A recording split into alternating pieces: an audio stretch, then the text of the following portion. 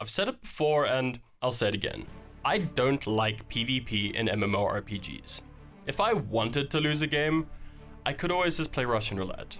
Or, one of the dozens of video game genres that actually deal with the player versus player experience far better than MMOs. So why would I willingly choose to waste my time bashing my head against PvE mechanics that are jerry-rigged to fit a half-baked PvP model? Well, Lord Bezos and Amazon Game Studios had a different approach. What if they made a game that focused on PvP and then jury-rigged those mechanics into a half-baked PvE model? Well, I'd say that's still a pretty fucking dumb idea you got there, Jeffrey. Sacrificing the quality of one half of your game just to make the other half playable doesn't fix the problem, it just moves it around a bit. But fuck it, I'll bite. Whatever, let's give Bezos more of my money so he can build another dick rocket or whatever.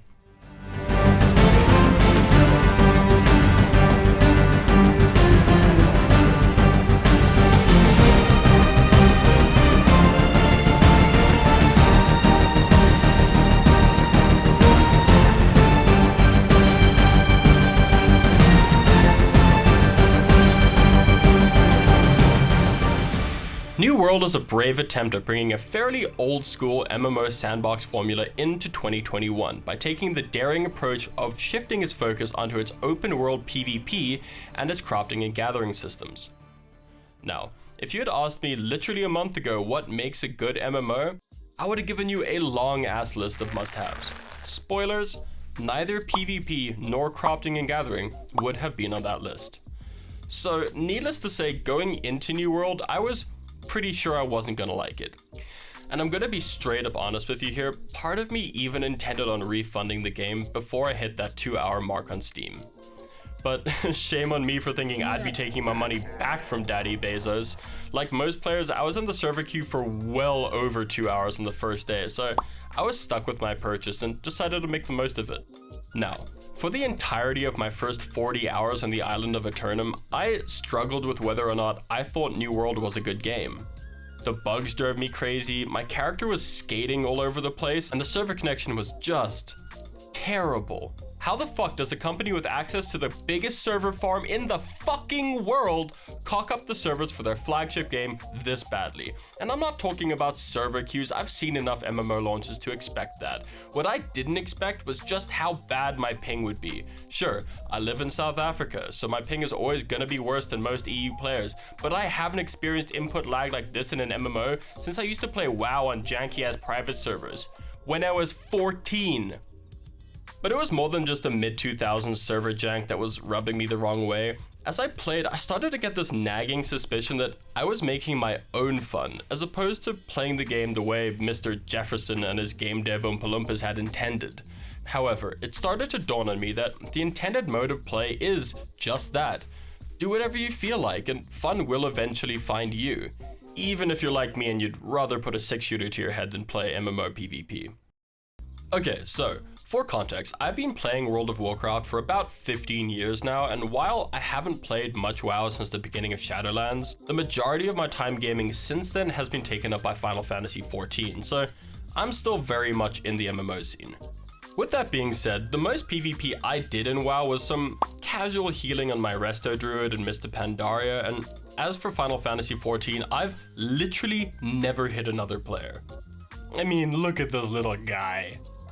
On the PvE side of things, I did some casual raiding in WoW, but made the jump to heroic difficulty in Legion with the intention of joining a mythic team at the start of Battle for Azeroth, which didn't work out so well. With Final Fantasy, on the other hand, gearing and raiding has really taken a back seat for me, and my focus in Eorzea has been on the glamour system and the fucking brilliant story. So, there you have it, a strong story, in-depth character customization, and good raids. The sweet, sugary nectar that makes MMOs such a tangy, multi-layered sandwich of enjoyment. Well, I'm here to tell you that New World has none of that! And so this begs the question, if you're a PvE-minded player like myself, is New World worth your time and your $40 US? To properly explain the appeal of New World, I think you have to understand the difference between a sandbox and a theme park MMO. So let me paint you a picture.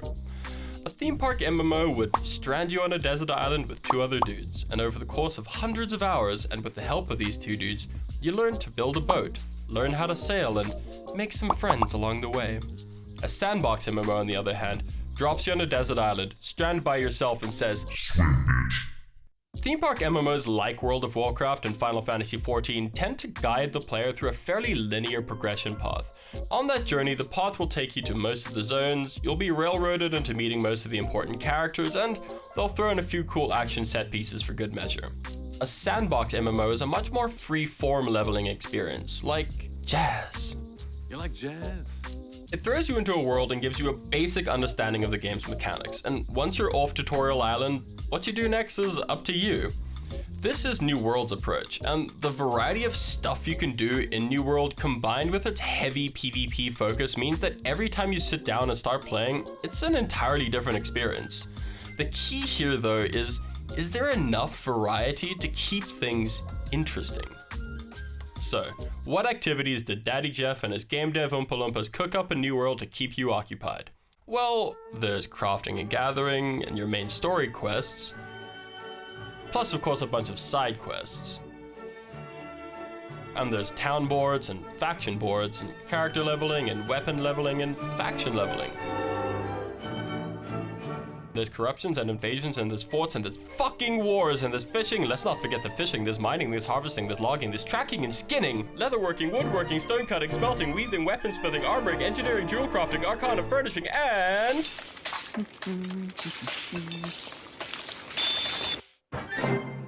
cooking. All this is available on your character at pretty much any time, so like Final Fantasy XIV, there's no real need for an alt. Nothing is ever locked off just because you chose something else in your first few hours of game time, meaning that you kind of have the freedom to do whatever you want. Now, let's pause for a second. Bezos. Jeffy. Jeff, my guy. Between you and me, New World does shine pretty bright in some areas. But at the same time, I'm very, very critical of its horrendous pitfalls. Frankly, I think this game has a long way before it comes even close to being the experience a community feels it can be. Hell, I feel like it's a long way away from release. But I do believe there is potential, because what we have here are some solid bones, and upon those bones, an incredible game could be built. However, as it stands, from moment one, even a child could tell that those bones are pretty damn bare. My disappointment in the game started around the time I hit character creation.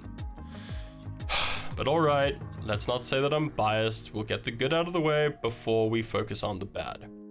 I appreciate that it says body type rather than gender. Cool, now for the bad. Most of the faces and hairstyles are either ugly or boring. The lighting in the character creator doesn't give you an accurate representation of what your character looks like, so I had no idea my character's nose was this big when I made her. On top of that, the cash shop doesn't have any Fantasia-like items to help you change your appearance. Not that that's a big deal for most players, because there's only one race to choose from. Speaking of which, there's only one fucking race to choose from, and that's default Jeff flavor. Not only are the options you do have insanely limited, but I think every major MMO out right now has done far more with its character creation options per race than New World has done for its one race. And you can't be a fucking cat girl. What the fuck is this, Jeff? Now, I get it. It's supposed to be some magical island off the coast of North America in the 1700s, and that's why you can only be a human. But you and I both know the real reason. The Daddy Bezos Funtime billionaire empire had to cut costs somewhere, plus they gotta keep something in reserve for the first paid DLC, right? Jeffrey, seriously, this is fantasy. You're gonna have to try really fucking hard to convince me that you couldn't have found a way to add in other races. So, after an underwhelming character creation, your ugly ass is thrown into one of 3 starting zones. Unlike most MMOs, however, the zone you get thrown into is completely random. All of my FF14 buddies were too busy yiffing in Limsa Lominsa to come join me in New World, so in my case this wasn't exactly a problem, but if I did have friends, not being able to start in the same zone as them would have been infuriating. And I know what some of you gonna say, well, why don't you just run to the zone your friend is in, nothing's stopping you, and to that I say, no. Stop it. Stop being a sim for Daddy Jeff. This isn't like WoW where I chose to be a night elf and I had to start in Teldrassil. In that case, I knew what I was getting into and I knew that eventually I'd had to make the wetlands run. But the point there is that I chose that night elf life. Adding to this, the travel speeds in New World are slow as fuck, which in itself isn't a bad thing per se, but it is when you have to haul ass across the map just to start the game on your terms. Now, the starting area that you're yeeted into against your will is your traditional tutorial island affair, where it showcases baby's first PvE mechanics, and you get a general idea of the gameplay loop and its mouthfeel. But if you're a PvE only player and tutorial island doesn't grab you, then I don't know what to say. This is about it. Sure, there are a handful of new PvE features that this game introduces later on, but most of them boil down to collect 10 bear asses, murder 8 mutant things in Farmer Bob's field, go collect those magical MacGuffins, or go kill that guy over there. But in the case of New World, the mutant murder and the MacGuffin Easter egg hunts, they should all be seen as a supplementary dish to the real meat and veg of this game, the PvP. Following the main story beyond the starting zone, you'll eventually be introduced to the game's 3 factions: the purple book nerds, the yellow Catholic nerds, and the green war nerds. These 3 factions are all fighting together for control over Eternum, but they're also working together to beat the corruption? But not in the traditional World of Warcraft way, where the Horde and the Alliance have to put their differences aside to save the world. Now, this feels more like 3 rival gangs that enjoy a good old massacring on the streets, but secretly, they all really have the same common goal. We're going to pop some punk ass for blood. Dumbass! So, really, they're all fighting over who gets to be most in charge of massacring the bad guys?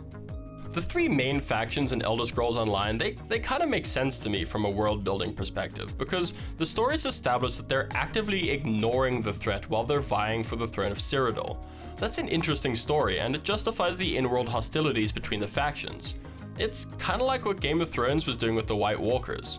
Until the White Walkers just weren't a fucking problem anymore? Seriously, what the fuck, you guys? Sorry, I know it's been 2 years, but it's just so dumb.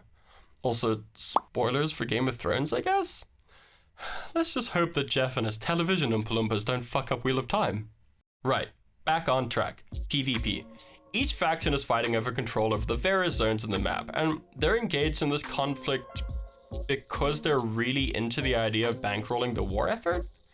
I'm sorry, this world building doesn't make any sense to me at all. I'm gonna stop thinking about it. Just chill out. You know, drink a 7-Up, eat a moon pie. Quit murdering people.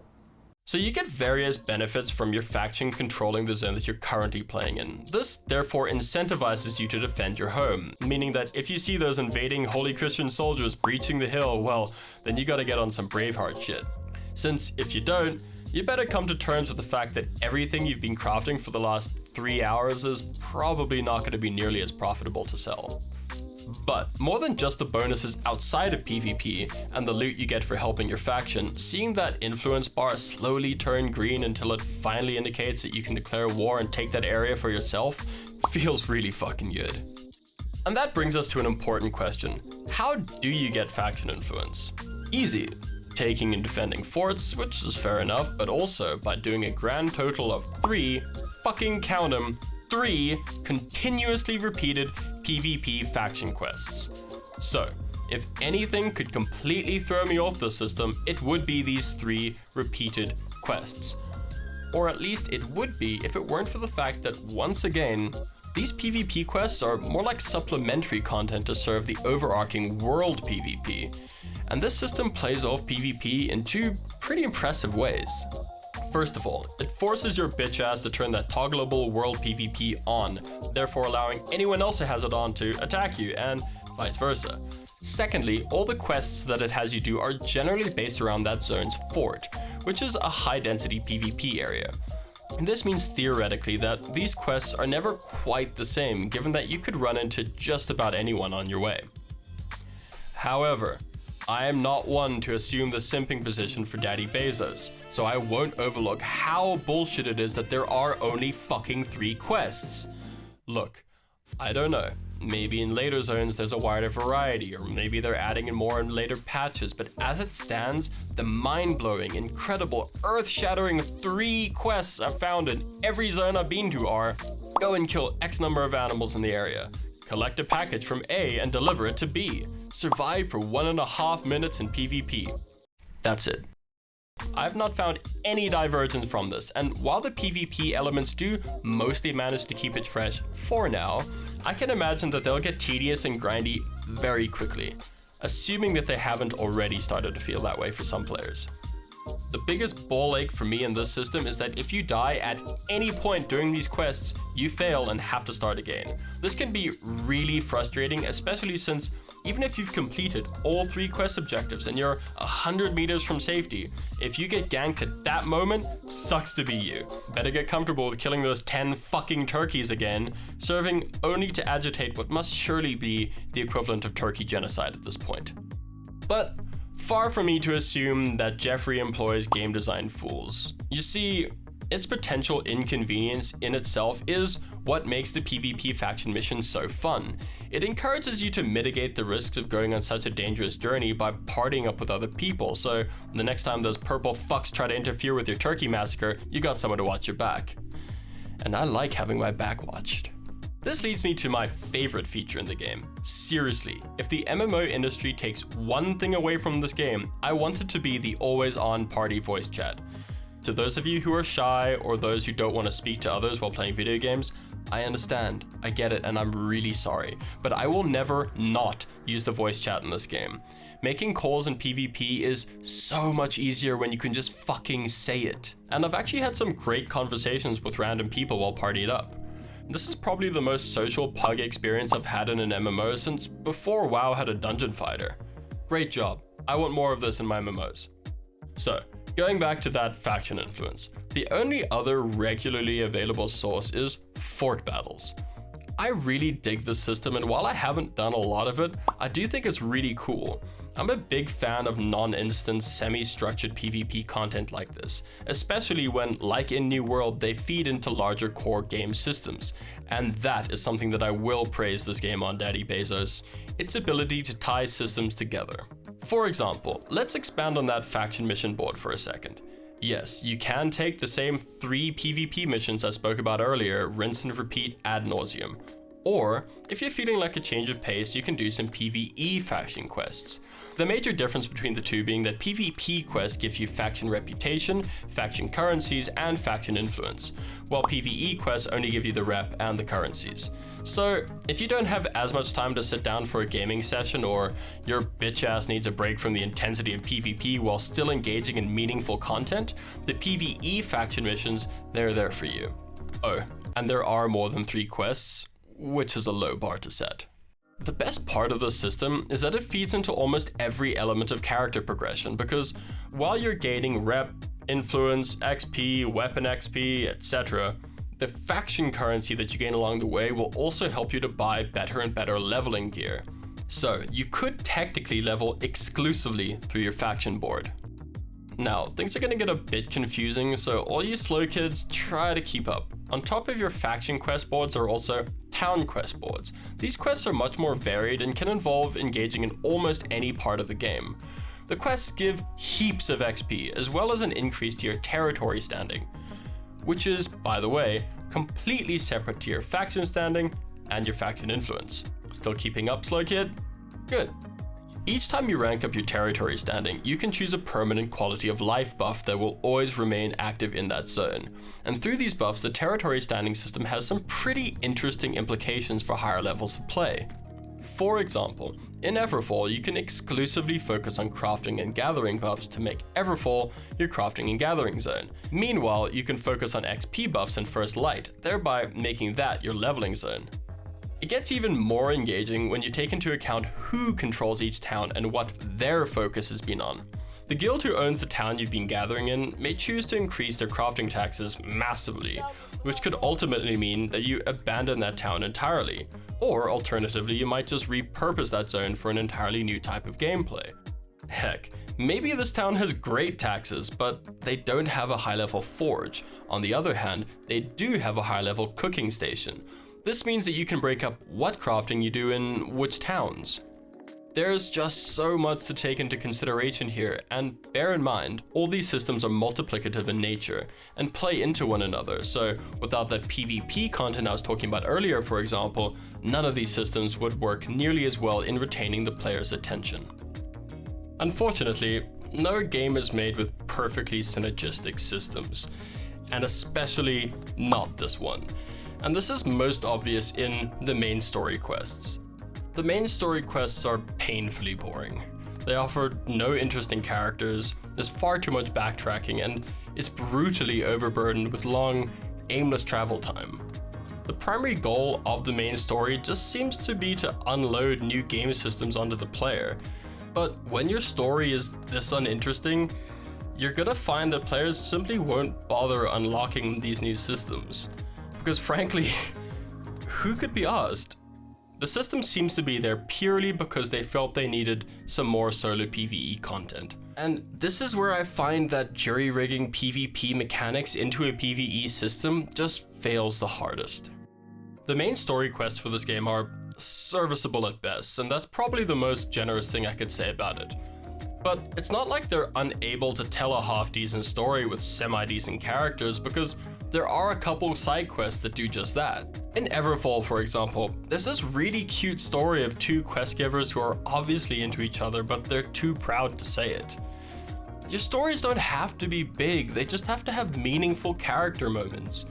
While Final Fantasy XIV's story may be grand and epic, most players' favorite moments aren't the boss fights, but the conversations between characters. Honestly, I'd rather have no story at all than slog through this obviously vomited out afterthought. Okay, this brings me to that big old elephant in the room. The thing I've been avoiding talking about, and arguably the thing that this game is gonna live or die on. It's combat. The combat isn't very good, and I'm gonna tell you something for nothing. When you pair not very good combat with a poor server connection, what you get is a not very good shit sandwich. The combat alone wasn't doing anything to win me over, and then adding in that glorious kick in the nuts of making it unresponsive certainly wasn't the shot in the arm it needed. But okay, let's dig a bit deeper. New World works on a classless weapon and stat-based progression system. So, by leveling up your weapon of choice and putting stats in the right places, you can build up your character into whatever playstyle suits you. Though your character will inevitably fall into the holy trinity of tank, healer, and DPS, with melee and ranged DPS filling out different combat roles, especially when it comes to PvP. Character diversity comes from where you choose to place these stats, which weapon skills you choose, what armor class you focus on, and what secondary weapon you choose.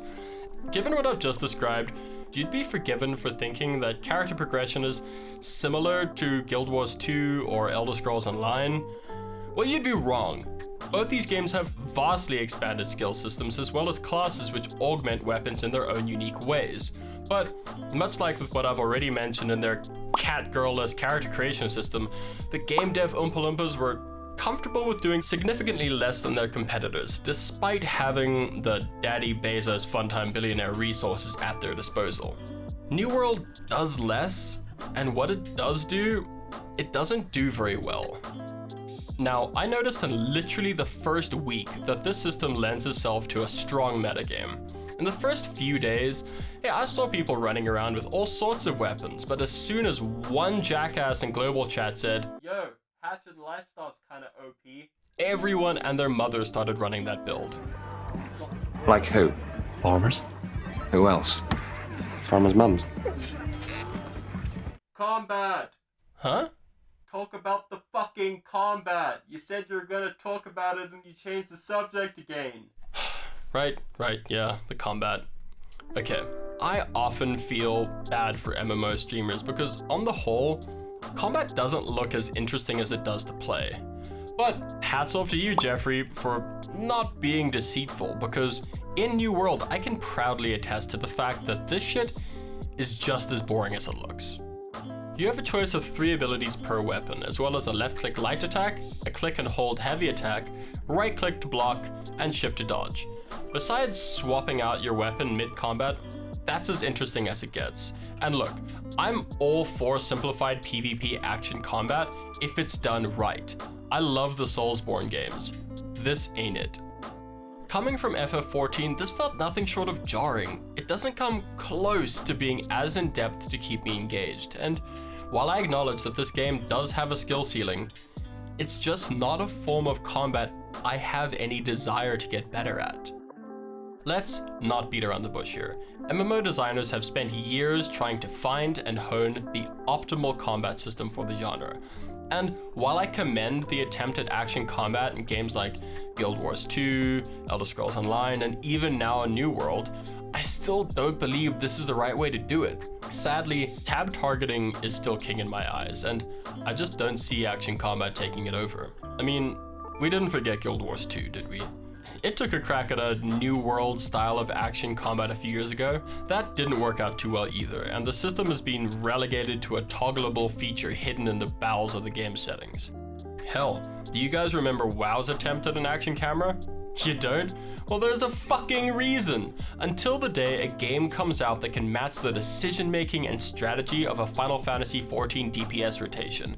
Until a game can come up with the laser precision of WoW's skills, tab targeting will be my preferred style of MMO. But lest you accuse me of being a tab targeting simp, even this combat can still be royally cocked up. You know who you are. Now that we got all that unpleasantness out of the way, let's take a walk down the river. You hear that? Ain't that delightful? That sure is a pretty rock. Why don't you pick her up? Hey, let's go get us a rabbit for dinner while we're out here. Where are we going, you ask? Oh, we're going to get some of that good kush. You know, for tailoring purposes. I feel like I'm constantly on the hunt for the perfect audiobook game. Previous contenders were games such as WoW Classic, Minecraft, Noita, even color by number games, and fucking Power Wash Simulator. Oh yeah, so clean. I'm very pleased to say that when you sit down for a gathering session, this is an excellent audiobook game. The world is stunning and the game sounds incredible. Especially that mining audio. Seriously, I've already found 10-hour mining audio compilations on YouTube and I can't get enough.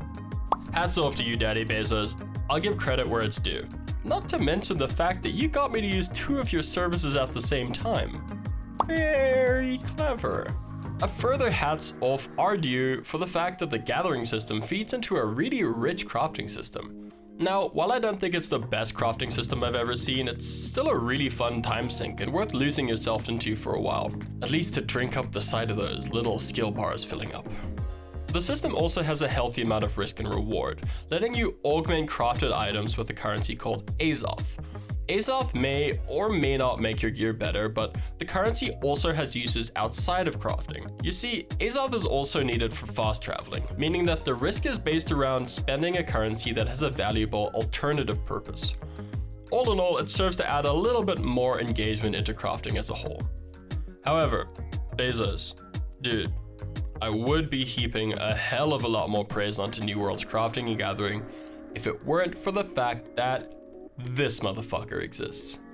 You could argue that Valheim and New World, hell, even RuneScape, share an identical gathering system. I just fucking uprooted a stump. Yeah. I'm a Viking fucking Chad machine.